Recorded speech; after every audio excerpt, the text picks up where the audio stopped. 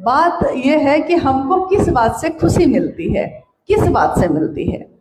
किसी को पार्टी करके खुशी मिलती है, किसी को महादेव को मन ही मन प्रणाम करने से खुशी मिलती है, किसी को घूमने और टहलने से खुशी मिलती है, और किसी को महादेव के नाम से किसी को एक आदमी को भी जोड़ देने से खुशी मिलती है। मेरे साथ में बहुत ऐसे लोग हैं, पारिवारिक या रिश्तेदार हैं, तो उसमें से एक महिला ने मुझसे एक बार ये कहा कि क्या हमेशा जब देखो साहब बैठे हैं तो हम लोग तो उन्हीं के इर्द गिर्द रहे हमेशा, तो जब देखो तुम लोग महादेव सुबह से रात तक करते रहती हो, थोड़ा सा बीच बीच में पार्टी उर्टी करना चाहिए, हम लोग करते हैं उसमें क्यों नहीं आती हो।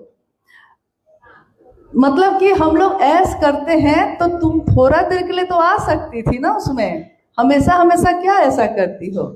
मैंने उनको कहा आपको कैसे पता है कि हम ऐस नहीं करते, महादेव तो ऐश्वर्य देते ही देते हैं, मेरा ऐश्वर्य ये है, आपका ये है। बात तो ये है ना, किसके लिए खुशी का क्या मतलब है, किसी के लिए आनंद का जीवन का क्या मतलब है। महादेव जीवन जीने की कला सिखाते हैं। एक बात इन्होंने जो कही सही कि हाँ, न्यूनतम व्यवस्था में भी सुखी रहा जा सकता है, ये महादेव सिखाते हैं अपने आचरण से, क्योंकि गुरु आचार्येंद्र भी होते हैं, गुरु अपने आचरण से सिखाते हैं। साहब श्री के जीवन को देखिए, उन्होंने अपने आचरण से सिखाया है। सिर्फ उन्होंने संभाषण नहीं दिया, सिर्फ उन्होंने दूसरों को प्रवचन नहीं दिया कि तुम ऐसा करना, तुम ऐसा करना, तुम ऐसा करना, उन्होंने अपने जीवन में ये दिखाया।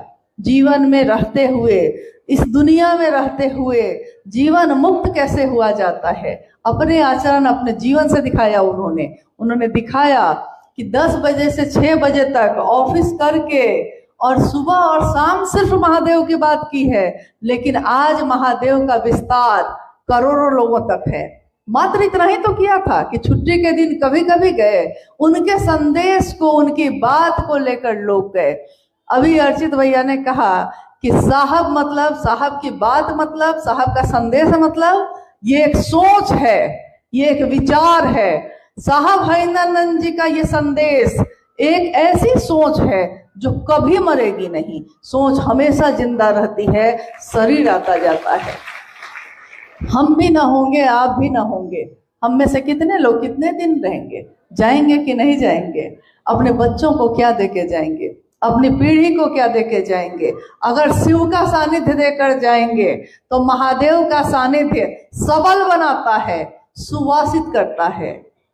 साहब श्री की बोली हुई बात, मैं नहीं जानता शिव के बिना ये दुनिया कैसी होगी।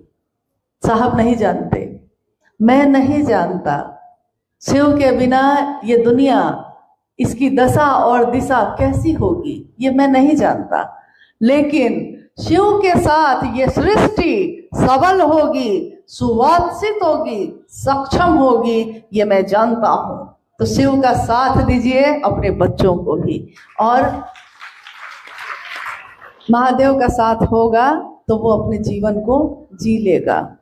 हम गहना कपड़ा तो जुटाते हैं, लेकिन अपने बच्चे को वो संस्कार नहीं देते, वो बात नहीं बताते, सही गलत का साथ समझाते हैं, लेकिन सही का साथ दीजिएगा तो गलत तो खुद ही छूट जाता है। आपने देखा होगा कि अगर अंधकार है, चारों तरफ अंधेरा है, और आपको कहा जाए कि अंधेरे को दूर करिए, आप अंधेरे के पीछे भागिएगा, इधर भागो करिएगा, अंधेरे के पीछे दौड़कर अंधेरे को दूर नहीं किया जाता है।